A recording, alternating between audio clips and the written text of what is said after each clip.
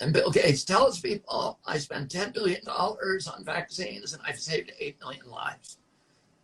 He has no scientific basis to say that. He's never done a study to see if people's lives are actually being saved. And so in 2017, the Danish government and the Norwegian government said, let's see, let's actually look at this vaccine because we banned it. Let's see if it's actually changing, saving lives. They went to the nation of Guinea-Bissau, which the Danish government has funded for 50 years, a model health clinic in Guinea-Bissau. That health clinic was weighing every child in the country when they're 3 months old and weighing them again when they're 6 months. In 1979, 1980, they began giving DBT vaccines to those children on the 3-month visit. But their protocol said, we won't give them the vaccine unless they're exactly 3 months when we visit them. They wouldn't give him the vaccine. They'd wait and they'd give it to him when he was 6 months. They did this for 20 years. So they had 20 years of data where half the kids in the country between 2 months of age and 5 months of age were vaccinated and half were not. It was the perfect natural experiment. Nobody had ever looked at this data.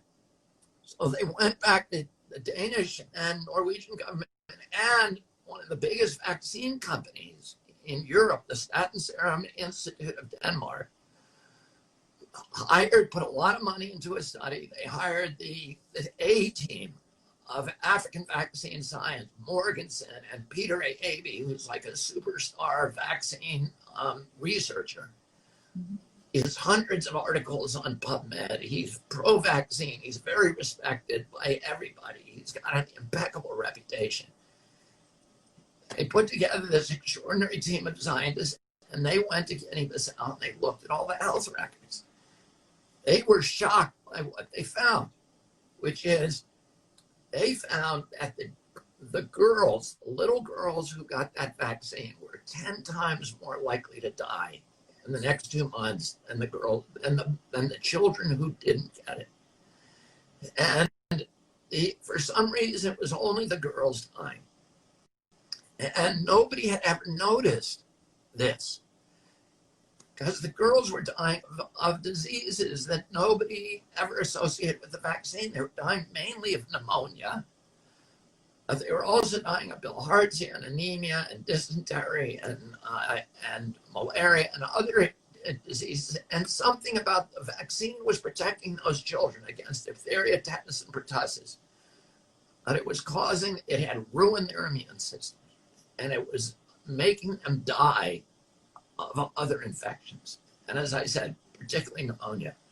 Guinea-Bissau has a very, very high infant mortality rate. 50% of the kids die before age 5. And and that's pretty typical across Africa. So Gates was told this, the WHO was told this. Peter Abbey, went to DEFCON 1. He gave press conferences. He wrote letters. He talked to everybody he could. He said, we got it. We're killing these kids. Publicly, he gave a press conference, very memorable. You can look it up on YouTube, where he says, people think we know what we're doing with the vaccines. We don't.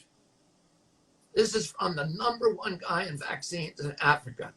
And WHO's reaction and Bill Gates' reaction was to punish these scientists, to defund them, to try to hurt them, to try to silence them. To this day, Gates is giving that horrendously lethal vaccine to 161 million African babies a year and killing lots of them, probably in the millions. That's a genocide, and Gates is knowingly doing that. That is, war crimes material.